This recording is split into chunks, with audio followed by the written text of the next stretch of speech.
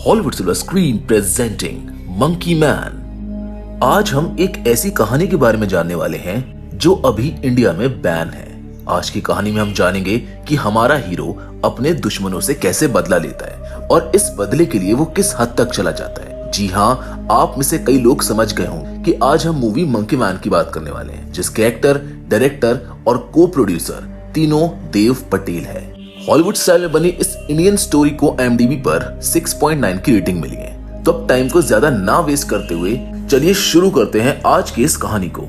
इस कहानी की शुरुआत में हम एक छोटे बच्चे देव को देखते हैं, जिसकी माँ उसको हनुमान जी की कहानी सुना रही होती है। वो बताती है कि हनुमान जी कैसे एक दिन भूख लगने पर सूरज को आम समझकर उसको खाने के लिए चले गए थे। दरअसल देव की माँ हमेशा उसको हनुमान जी की कहानियां सुनाया करती थी और उन्हीं के जैसे बहादुर इंसान बनने के लिए प्रोत्साहित किया करती थी। इसके बाद यहाँ से सीन शिफ्ट होता है और हम एक अंडरग्राउंड स्ट्रीट फाइट क्लब को देखते हैं, जहाँ कोबरा वर्सेस मंकी मैन का मैच चल रहा होता है। जहाँ देखते ही देखते कुछ ही देर में कोबरा मैन मंकी मैन को हरा देता है। लोगों की चीयरिंग को सुनकर साफ समझ आता है कि यहाँ पर मौजूद ज्यादातर लोग मंकी मैन को कुछ खास पसंद नहीं करते हैं। साथ ही लगभग सभी को पता होता है कि वो ये मैच हारेगा। जल्दी हमको पता चलता है कि मंकी मैन ने गेम जानबूझकर हारा है, क्योंकि इस फाइटिंग क्लब के मालिक टाइगर ने मंकी मैन के हारने पर पैसे लगाए थे। फाइट हारने के बाद देव एक बार में बैठकर किसी का वेट कर रहा होता है। तभी एक छोटा बच्चा उसके पास आता है और आकर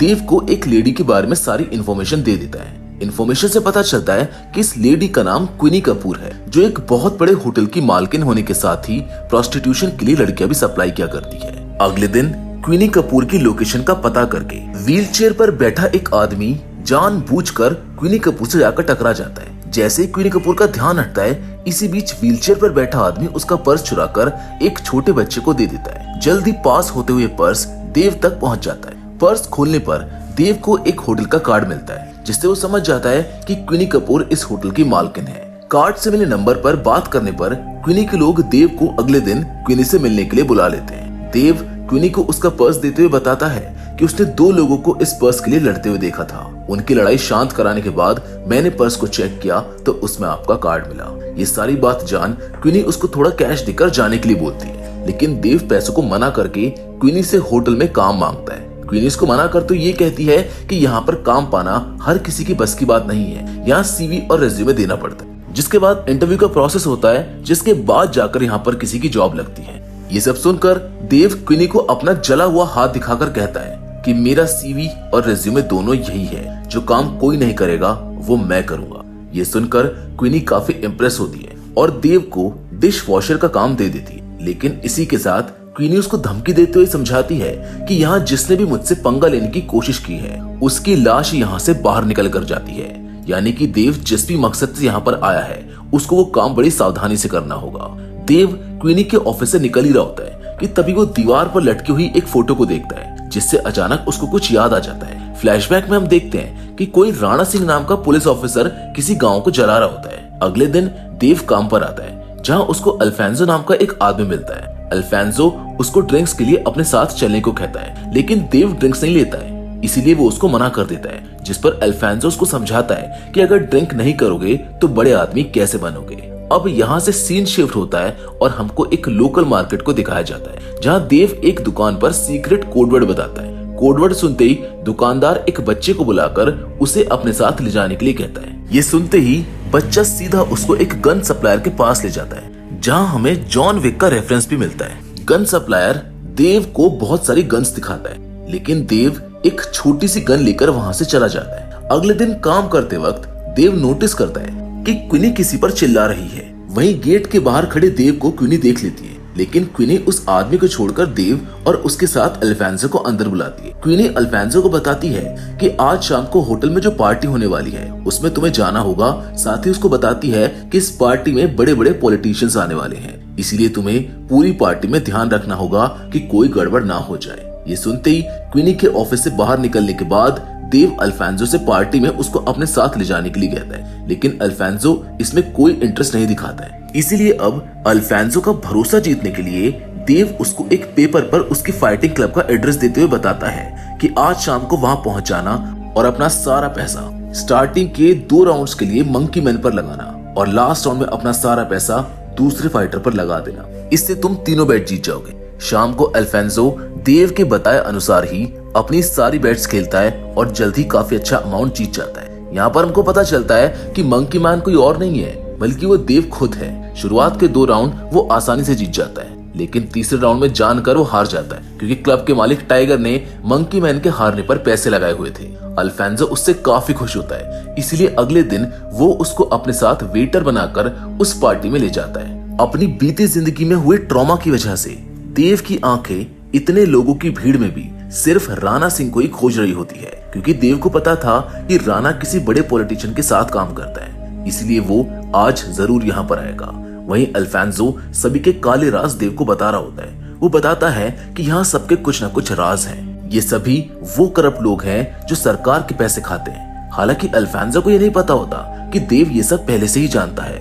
एक चीज देव भी काफी क्लियरली जान जाता है कि एक पॉलिटिशियन से पंगा लेना इतना भी आसान नहीं होगा, लेकिन देव बदले की आग में जल रहा होता है, इसीलिए उसे हर हालत में राणा सिंह से अपना बदला लेना है। अब तक वो अल्फांसो का भरोसा जीत चुका था, इसीलिए अल्फांसो उसको एक सीक्रेट रिवील करते हुए बताता है कि अभी जिस क्लब में हम गए थे वो असली पार्टी थी ही नहीं, वो बस एक दिखावा था।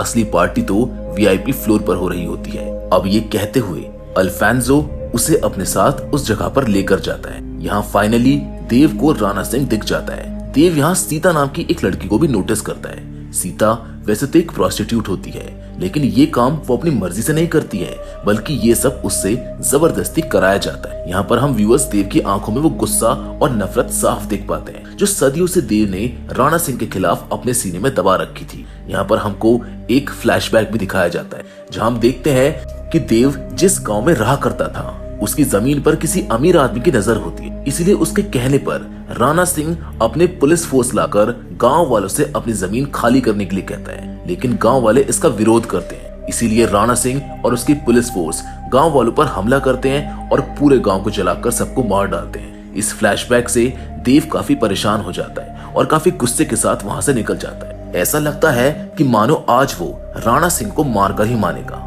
मगर देव खुद को संभालते हुए होटल से बाहर निकल आता है। यहाँ उसको एक डॉग मिलता है। देव बड़े प्यार से उसे बिस्किट खिलाता है और थोड़े समय के लिए अपना सारा दुख और दर्द भूल जाता है। इसके बाद देव वहीं पास में बैठकर कुछ सोच ही रहा होता है कि तभी सीता वहां पर आ जाती है और देव से पूछती है कि जब तुम्हारा इस काम में मन नहीं लगता तो इस काम को जबरदस्ती क्यों कर रहे हो।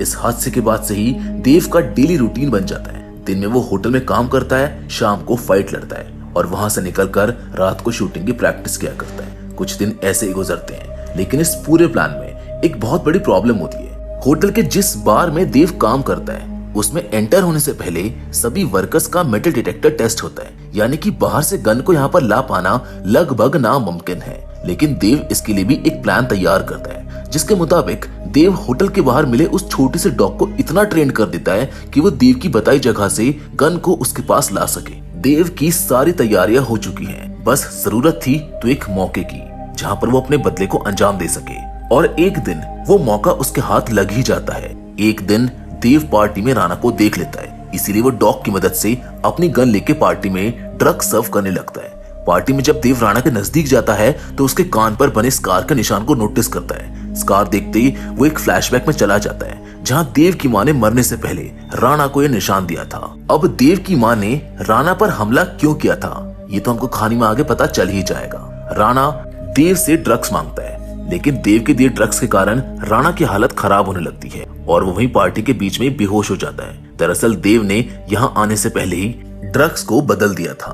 कुछ देर बाद राणा थोड़ा होश में आकर वॉशरूम में खुद को साफ करने के लिए चला जाता है। इसी मौके का फायदा उठाते हुए देव भी उसके पीछे चला जाता है। राणा उसे टॉवल मांगता है, मगर गुस्से से भरा हुआ देव उसके सर पर गन तान देता है। लेकिन तभी वॉशरूम में कोई और भी आ जाता है और देव का ध्यान हटते ही राणा उस पर हमला कर देता है। राणा देव को बुरी तरह से मारने लगता है। राणा के हमले के कारण की वजह से देव की गन नीचे गिर जाती है। देव के स्ट्रीट फाइटर होने के बावजूद भी राणा उस पर भारी पड़ता है। लड़ते लड़ते दोनों के कपड़े खून से भर जाते हैं। दोनों आपस में लड़ ही रहे होते हैं, लेकिन तभी राणा का एक आदमी वहां पर आ जाता है, मगर उसके कुछ करने से पहले ही देव उसको मार डालता है। लेकिन देव अब तक समझ चुका था कि राणा को मारना इतना भी आसान नहीं है, इसीलिए वो जल्द से जल्द यहाँ से भागने की कोशिश करता है। देव भागते हुए शीशे से बाहर कूदने की कोशिश करता है, लेकिन शीशा काफी मजबूत होने के कारण वो ऐसा नहीं कर पाता। इसीलिए देव तेजी से नीचे की तरफ भागते हुए पार्किंग में अल्फांसो के ऑटो को देखता है। देव अल्फांसो को अपने साथ लेकर वहां से उसके ऑटो में भाग निकलता है, लेकिन राणा के लोग और पुलिस वाले उसका पीछा नहीं छोड़ते हैं। जल्द ही पुलिस वाले अपनी कार से देव के ऑटो को टक्कर मारकर नीचे गिरा देते हैं। यहाँ अल्फांसो देव से माफी मांगते हुए वहां से गायब हो जाता है। पुलिस वाले देव को मार मार कर बेहोश कर देते हैं। इसके बाद पुलिस देव को अपनी वैन में बिठाकर ले जाने लगती है, मगर तभी देव को होश आ जाता है और वह सभी पुलिस वालों को बुरी तरह से मारते हुए वहां से भाग जाता है। भागते हुए देव एक ब्रॉथल में पहुंचता है, जहां ब्रॉथल का गार्ड उसको बुरी तरह से मारता है। दोनों के बीच खतरनाक लड़ाई चल रही होती है, मगर तभी एक पुलिस वाला बीच में आकर उन पर फायरिंग शुरू कर देता है। देव अपनी जान बचाते हुए वहां से भाग निकलता है, लेकिन इन सभी के बीच में उसको एक गोली लग जाती है, जिस वजह से देव नाले में जाकर गिरता है। जहां आगे अब हम देव को एक फ्लैशबैक में उसकी माँ के साथ मस्ती करते हुए देखते हैं, जिसके कुछ समय बाद देव को होश आ जाता है। होश में आते ही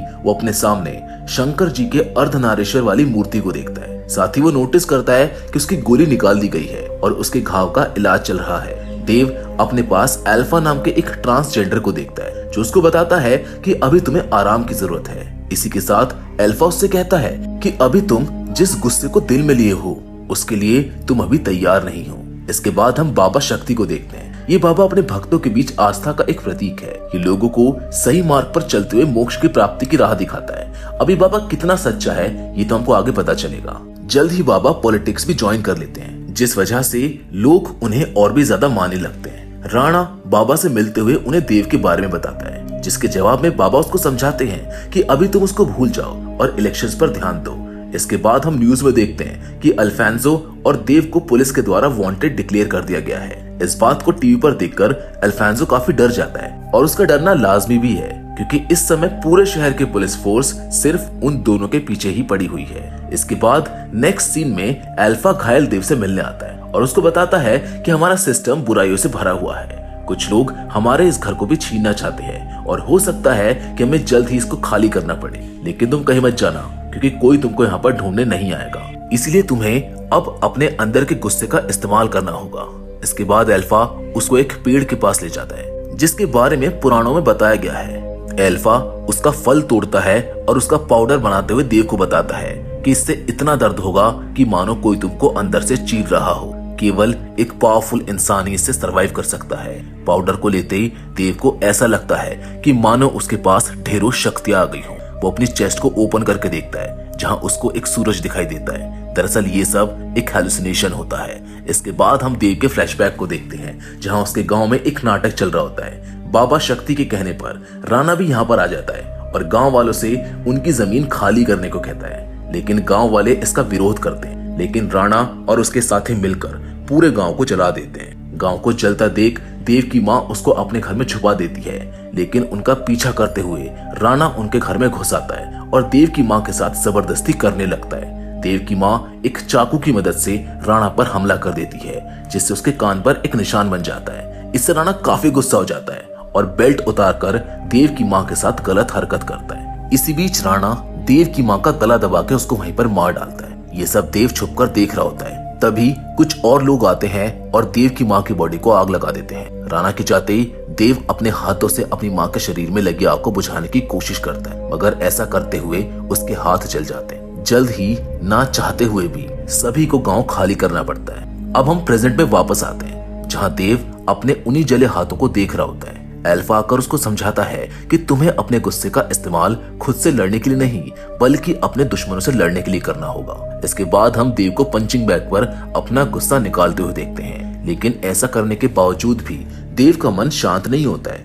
इसीलिए देव अपने पास बज रहे तबले की धुन से अपने मन को शांत करता है और अपने गुस्से को एक जगह पर फोकस करना शुरू कर देता है। देव अपने साथ बाकी ट्रांसजेंडर्स को भी लड़ना सिखाता है, ताकि आगे चल के वो भी उसकी मदद कर सके। अब कुछ दिनों की मेहनत के बाद देव अपने मन को काबू करना सीख लेता है। इससे उसकी फाइटिंग स्किल्स और भी अच्छी हो जाती हैं। यहाँ से सीन शिफ्ट होता है और हम क्वीनी को देखते हैं, जो अभी भी अपने यहाँ काम कर रही लड़कियों को परेशान करती है। यहाँ से हम बाबा शक्ति को देखते हैं, जो इलेक्शन तो जीत ही चुका है, मगर जल्द ही वो गवर्नमेंट मानने की कोशिश कर रहा होता है। लोग उसे अपना भगवान मानते हैं, और उसकी बातें सुनकर काफी खुश होते हैं। देव भी भीड़ के साथ खड़ा होकर बाबा के भाषण को सुनता है ताकि वो खुद को और अच्छे से तैयार कर सके। अब एक दिन अचानक एक ट्रांसजेंडर काफी घायल हालत में वापस आती है, जहाँ पर वो बताती है कि गवर्नमेंट के लोग उनको यहाँ से भगाना चाहते हैं। देव ये सब देखकर काफी दुखी होता है, इसलिए देव इनकी मदद करने का फैसला करता है और शंकर जी की मूर्ति के सामने रखे बॉक्स में से सारे पैसे लेकर वहाँ से निकल जाता है। वहीं दूसरी ओर एक पोस्टर के थ्रू अल्फांसो को पता चलता है कि मंकी मैन रिंग में वापस आ रहा है। टाइगर बड़ी चालाकी से मंकी मैन के सामने कोबरा को लड़ने के लिए भेज देता है, क्योंकि मन ही मन उसको भरोसा था कि कोबरा उसको हरा देगा। लेकिन टाइगर को ये नहीं पता था कि मंकी मैन अब बदल चुका है। जल्द ही मुकाबला शुरू होता है और मंकी मैन अपने एक ही वार से कोबरा को हरा देता है। ये देख सारी पब्लिक शांत हो जाती है। टाइगर के पास कोई और रास्ता नहीं बचता है, इसीलिए वो अपने सबसे बेहतरीन फाइटर को मंकी मैन से मुकाबला करने के लिए भेज देता है। लेकिन मंकी मैन उसको भी बुरी तरह से मारना शुरू कर देता है। ये देख टाइगर मंकी मैन को मारने के लिए उस दूसरे फाइटर को एक बात बता देता है, लेकिन मंकी मैन फिर भी उसको हरा देता है। लेकिन सबके बोलने के बावजूद भी मंकी मैन उस फाइटर को नहीं मारता है। ये देख अल्फांसो और टाइगर के साथ साथ वहाँ मौजूद सभी लोग काफी खुश होते हैं। जल्द ही वहाँ की जनता मंकी मैन के नारे लगाने लगती है। आज के फाइट से जीते हुए पैसों को देव अल्फा के यहाँ एक नोट के साथ भेज देता है, जिस पर लिखा होता है कि तुम कभी ये मत भूलना कि तुम कौन हो। नेक्स्ट सीन में हम बाबा शक्ति को क्वीनी के यहाँ जीत का जश्न मनाते हुए देखते हैं। जश्न के दौरान राणा और बाकी पॉलिटिशियंस भी वहाँ पर मौजूद होते हैं। वहीं क्वीनी किचन में खाना चेक कर रही होती है। तभी पीछे के दरवाजे से हमारे हीरो की एंट्री होती है।